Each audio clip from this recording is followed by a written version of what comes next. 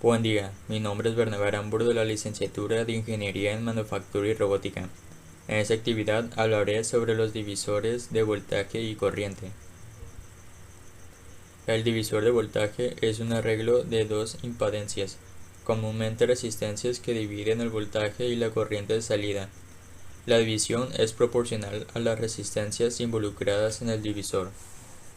Un divisor de voltaje se configura para tener una salida de potencia determinada. Esta se puede calcular con unas simples ecuaciones o fórmulas, como por ejemplo en este circuito eléctrico, si deseamos encontrar el valor de resistencia 1, utilizaremos la siguiente expresión o fórmula, donde el voltaje de resistencia 1 es igual al voltaje total por la resistencia que estamos analizando sobre la resistencia total o equivalente. Esa fórmula es conocida como divisor de voltaje. Ahora, para encontrar el voltaje en resistencia 2 y resistencia 3, la fórmula sería el voltaje y la resistencia 2 es igual al voltaje total por la resistencia 2 que estamos analizando sobre la resistencia total o equivalente. Para el voltaje en resistencia 3 sería el voltaje resistencia 3 es igual al voltaje total por la resistencia 3 que estamos analizando sobre la resistencia total.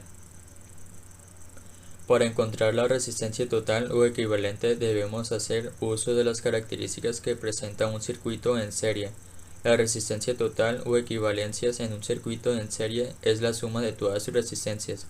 Entonces quedará resistencia total es igual a resistencia 1 más resistencia 2 más resistencia 3 y más puntos suspensivos más Rn dado caso haya más resistencias. El divisor de corriente. Un divisor de corriente es un circuito eléctrico que transforma una corriente de entrada en otras dos corrientes diferentes más pequeñas. A una de las corrientes o intensidades se le suele llamar de salida.